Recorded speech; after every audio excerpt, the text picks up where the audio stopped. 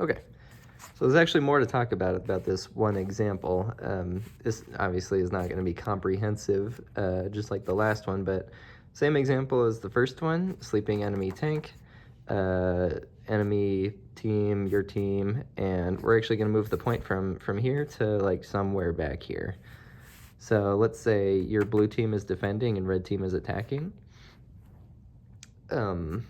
We hit the sleep, and what's going to happen next? So it can depend on these supports.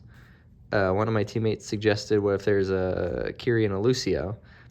The Kiri and the Lucio actually want to advance forward because they have the tools to do that.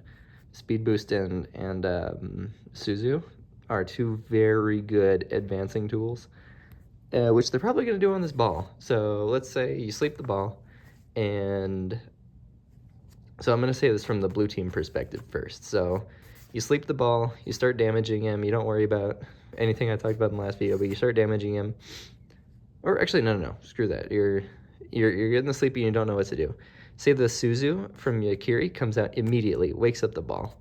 What do you do? So supports, you have an Ana, right? Because she hit the sleep. You can wait for the Suzu to nade, so you have a purple enemy tank that you can deal damage to.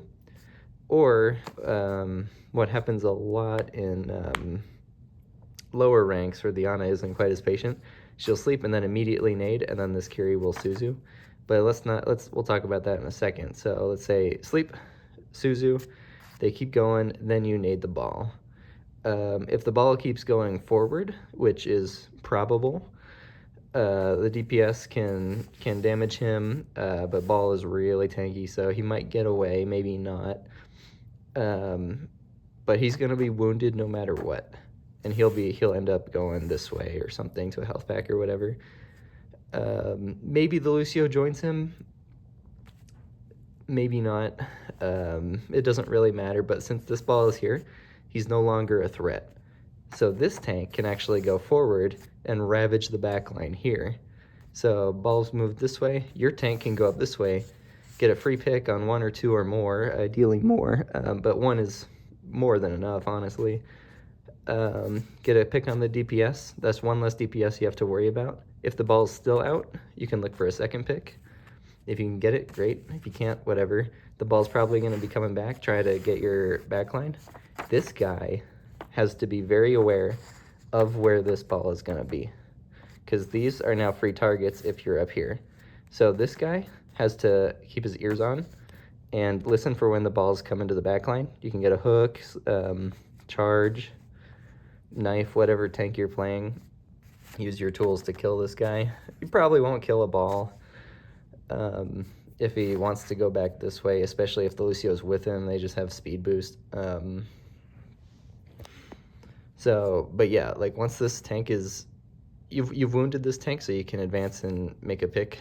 I would not hyper focus on the ball if you can't get the kill. It's just not worth it. And since if you turn around to all look at the ball, say the ball moves back here, if you all turn around, free kills for the DPS since no one's looking at them and there's no opposing pressure. So this tank should move up there. What else can we talk about? So that's the Kiri Lucio situation. Let's say you have a Life Weaver situation. Sleep, life gripped immediately. Kind of a bummer, you can't really do anything with the sleep, but I don't remember the cooldown on life grip, but it's a big deal to have this life grip, and they just used it to bail out their ball, and their ball is now right next to Life Weaver. This tank can advance forward, try to get an easy pick, but I would prefer not to stay out in the open too long because that's still a lot of damage. But yeah, there's tons of options, and the sleep is a massive help to denying the push, no matter what these guys do. So yeah, there's always lots of options. And and another thing you can do, say this is a hog or something with less mobility or not much mobility, and you have like an Ana and a Moira or something as the enemy backline. if you're Reinhardt or Sigma or Ramatra, you can put your shield right here, which prevents the heals. And since this isn't a mobile tank anymore, that's a lot of damage until they get to the shield, because the shield cuts off the heals from those supports. Supports that can go through the shield are, I think, Lifeweaver if he flicks over the shield. I don't think the actual projectile can go through the shield, but there's a way to get it over the shield. Life Grip also goes through the shield. Let's see. Who else goes through the shield? Not a lot of supports, honestly, go through shields. Zenyatta Orb can, but that's not a huge amount of healing, so I wouldn't sweat about that. Yeah, I'm sure there's more, but I'm blanking right now. But yeah, there's tons of options for every scenario, and this is just one.